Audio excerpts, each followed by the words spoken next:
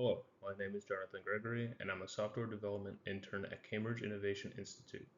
Today I will be sharing a brief overview of my internship experience, the projects I worked on, and some of the key things I learned that will help me move into my professional career. Cambridge Innovation Institute is an event hosting company focused on technology, with around 250 employees and over 1,000 events hosted. I worked in the IT department as a software developer. My schedule was Monday, Thursday, Friday, 8-hour workdays over the course of 15 weeks. Being in the IT team gave me exposure to real-world systems that support events and client interactions.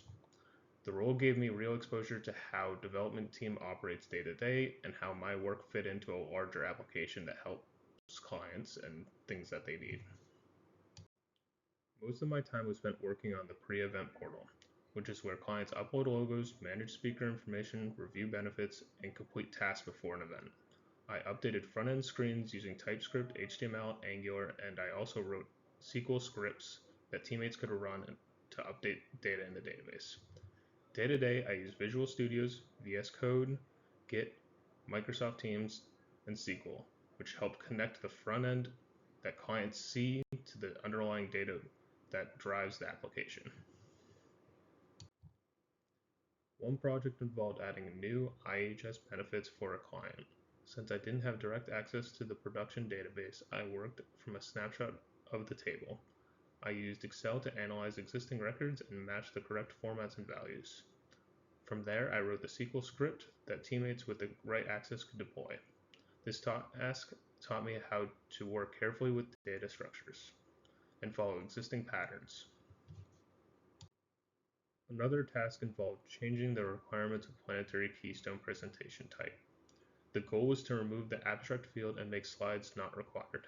I traced how this was controlled, starting in the database, then through the API into Angular. Even though the abstract value in the database was set to 0, it was still showing on the site, so I had to confirm that it was not hard-coded. The fix involved re-entering the value in the database and making sure the application picked it up correctly. And the slide required needed a toggle in the UI tied back to the database. I then tested other presentation types to make sure that there was nothing else affected. The most recent task I was working on was changing the upload validation for speaker photos.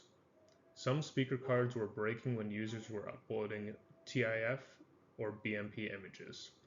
I implemented a front-end solution entirely in TypeScript by creating a list of blocked file extensions and a function that checked the upload file name.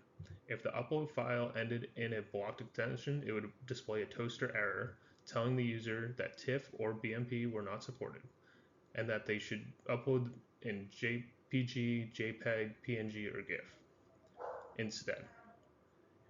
It also reset the file input so that invalid files could not be submitted. This change is now live and has a clear positive impact on both stability of the cards and the user experience.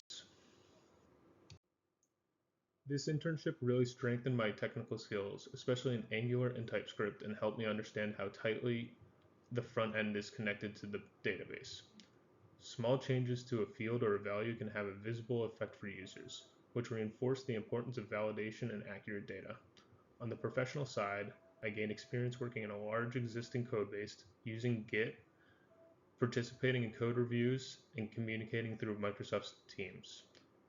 Also, asking questions, following existing patterns, and testing changes was just as important as writing the code itself. Overall, my internship at Cambridge Innovation Institute was a positive and valuable experience.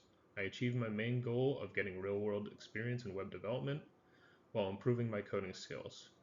I moved from the classroom experiences to a professional practice, where code quality and testing all matter. I feel more confident and independent as a developer, and I'm better prepared to transition into professional software development roles moving forward.